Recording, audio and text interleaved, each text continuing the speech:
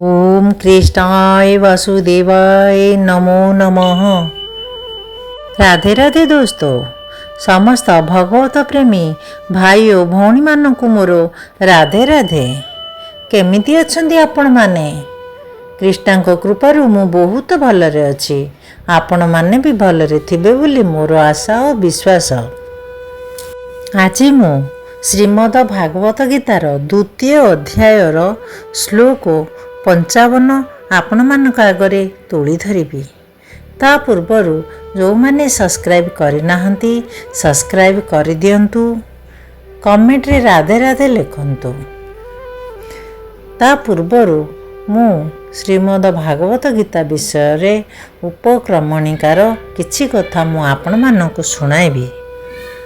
भगवत गीता को वैदिक ज्ञानर अत्यंत शुद्ध परिपूर्ण प्रकाश बोली ग्रहण करबा उचित।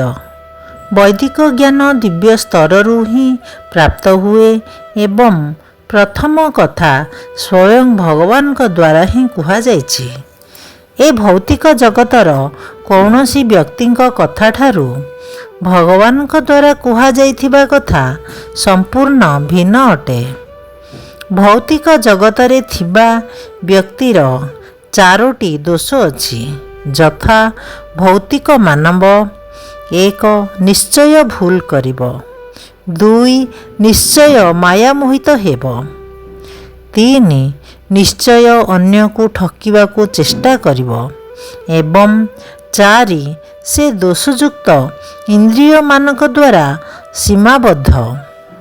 एही चारोटी दोषयुक्त होई व्यक्ति कदापि सर्वव्यापक भगवत ज्ञान संबंधरे पूर्ण विवरण दे पारिब नाही। राधे राधे दोस्तों, एबे आमे श्रीमद भागवत गीतार द्वितीय अध्यायर श्लोक 55 सुनिबा। श्लोक 55। श्री भगवान उवाच प्रजहाति जदा कामांश्रवणार्थ मनोगतान् आत्मन्यवात्मना तुष्टः स्थितप्रज्ञ स्त्रदोच्यते। एहार अनुवाद।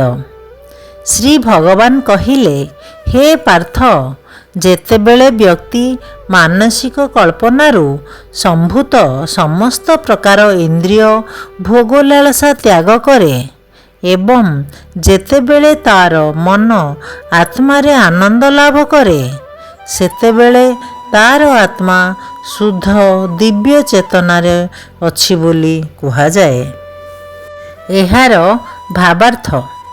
भागवतरे कुहा जाइछि जे जेउ व्यक्ति पूर्ण कृष्ण चेतनारे अछि अर्थात शुद्ध भावरे कृष्ण चेतनारे रत होइअछि, से साधु मानकर समस्त गुण लाभ करिछि।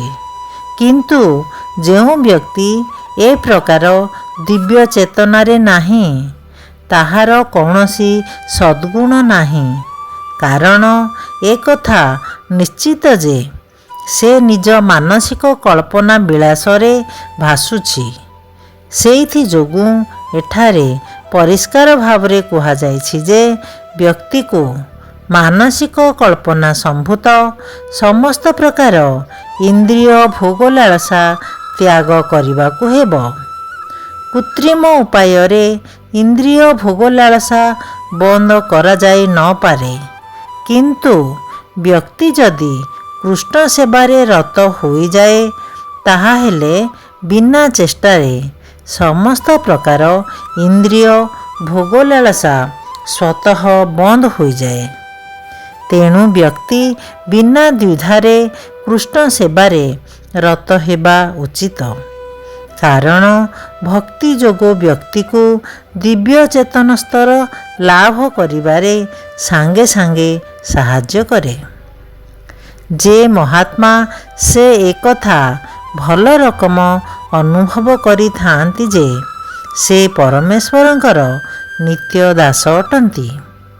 यह जानिपारी से सर्वदा संतुष्ट रुहंती।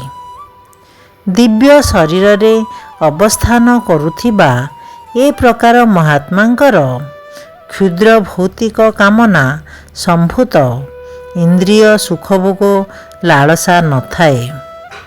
ବରଂ ସେ ତାଙ୍କର ସ୍ୱରୂପ ସ୍ଥିତିରେ ଅବସ୍ଥାନ କରି ଅର୍ଥାତ୍ ଶାଶ୍ୱତ ଭାବେ ଭଗବାନଙ୍କ ସେବାରତ ହୋଇ ବରାବର ଆନନ୍ଦ ଅନୁଭବ କରୁଥାନ୍ତି।